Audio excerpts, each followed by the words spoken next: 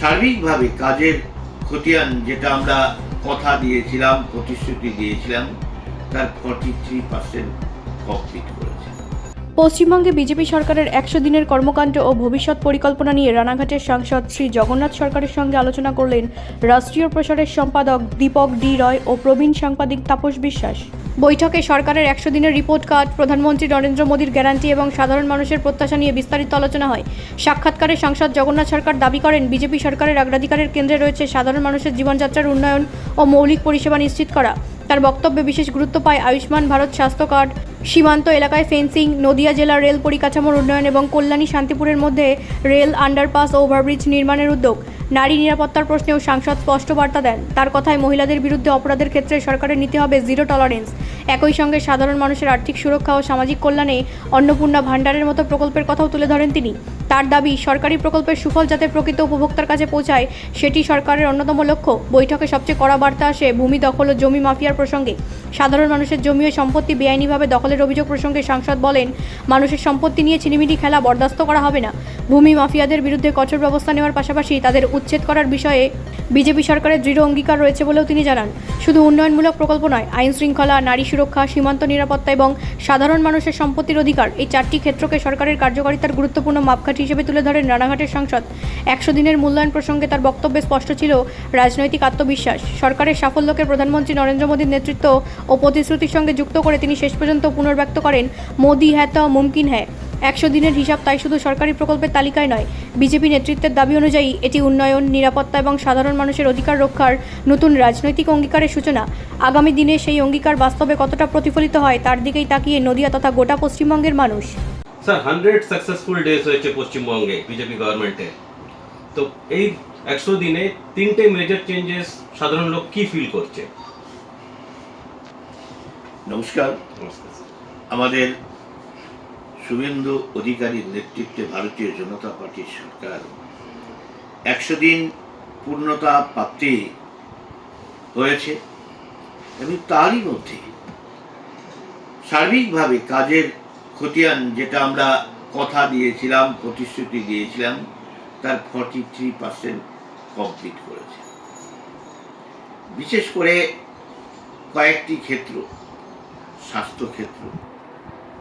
স্বাস্থ্যক্ষেত্রে আয়ুষ্মান ভারতের কার্ড যেমন চালু হয়েছে এবং মুখ্যমন্ত্রী স্বাস্থ্য বীমা, যারা আয়ুষ্মানের সুযোগ পাবে না তারাও এই মুখ্যমন্ত্রী স্বাস্থ্য বীমায় তারা সুযোগ পাবে। অর্থাৎ সমস্ত মানুষের স্বাস্থ্যের পরিষেবা দেওয়ার জন্য একটা প্রস্তুত, এবং বছরে একটা পরিবার সর্বোচ্চ 5 লক্ষ টাকা সহযোগিতা পাবে আর্থিকভাবে। প্রধানমন্ত্রী নরেন্দ্র মোদী যে প্রকল্প চালু করেছিল, স্বপ্নের প্রকল্প, বিশ্বের সর্ববৃহৎ স্বাস্থ্য প্রকল্প, ভারতবর্ষের মতো এত ঘনত্ব এবং জনসাধারণকে এই পরিষেবা দেওয়া, এই 4টি খাঁটি কথা নয়। তা তিনি যেমন দিয়েছেন, শুধু স্বাস্থ্য ক্ষেত্র নয়, আর্থিক ক্ষেত্রেও স্বনির্ভর করার ব্যবস্থা করেছেন। মোদীজি যেভাবে সহযোগিতা করেছেন তার সঙ্গে সঙ্গে রাজ্য সরকারও সহযোগিতার হাত বাড়িয়ে দিয়ে তাদের আর্থিক ক্ষেত্রে যাতে কোনো অসুবিধা নয় তার ব্যবস্থা করেছেন। বিভিন্ন কেন্দ্রীয় প্রকল্পগুলো লাগু করেছেন, আর তাতে রাজ্য সরকারের একটা পার্সেন্টেজ দিতে হয় 40%, যা আগে মমতা ব্যানার্জি সরকার এটা দিত না। বিশেষ করে মহিলাদের অন্নপূর্ণা যোজনা, যেটা লক্ষ্মী ভাণ্ডার, সেটাও দ্বিগুণ করে দেওয়া হয়েছে এবং অন্যান্য ভাতাগুলোও বাড়িয়ে দেওয়া হয়েছে। একটা স্বাস্থ্যের ক্ষেত্রে যেমন হলো, বিমার ক্ষেত্রে হলো, সুশাসনের ব্যবস্থা করেছে। মেয়েদের ওপর অত্যাচারের যে ব্যবস্থা, জিরো টলারেন্স নীতি নিয়েছে, প্রয়োজনে শুট আউট করে মারা হয়েছে।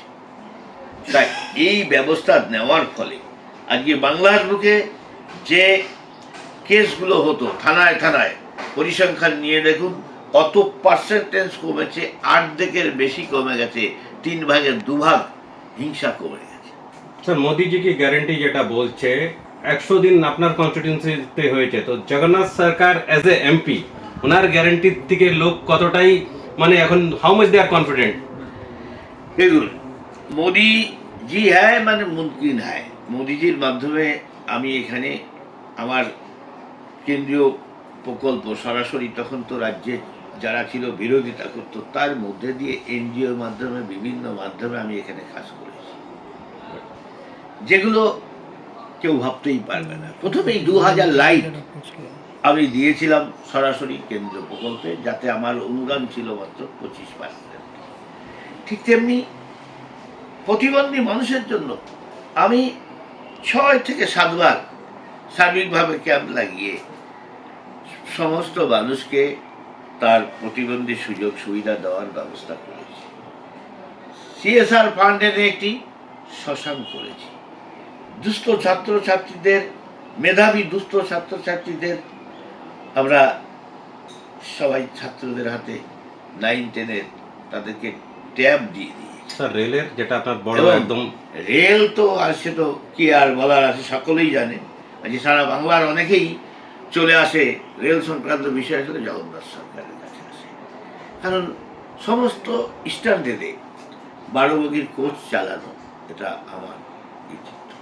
স্যার এবং আরও অন্যান্য স্টেশনে ডেভেলপমেন্ট, জলের ব্যবস্থা, অন্যান্য যে পরিষেবা, প্রচুর ট্রেন, এসি ট্রেন, কৃষক ট্রেন, অর্থাৎ কৃষক লোকাল, এটা কেউ ভাবতেও পারেনি। তাই এগুলো আমার দেওয়া, তাই এটা একটা অভিনবত্ব আছে। সকলেই জানে যে জগন্নাথ সরকার মানে রেলের উন্নয়নের ক্ষেত্রে তাকেই দরকার। স্যার বর্ডার গেট, বহু ওভারহেড, এগুলো করা। স্যার বর্ডার ফেন্সিং এর সম্বন্ধে কি বলবেন আপনি? বাংলাদেশ বর্ডারের যেই আগে অবস্থা ছিল আর এখন যে হিসাবে ফেন্সিং কাজ স্টার্ট হয়েছে, ল্যান্ড অধিগ্রহণ হয়েছে আর কাজ দ্রুত গতিতে, এটা নিয়ে আপনি কি বলবেন?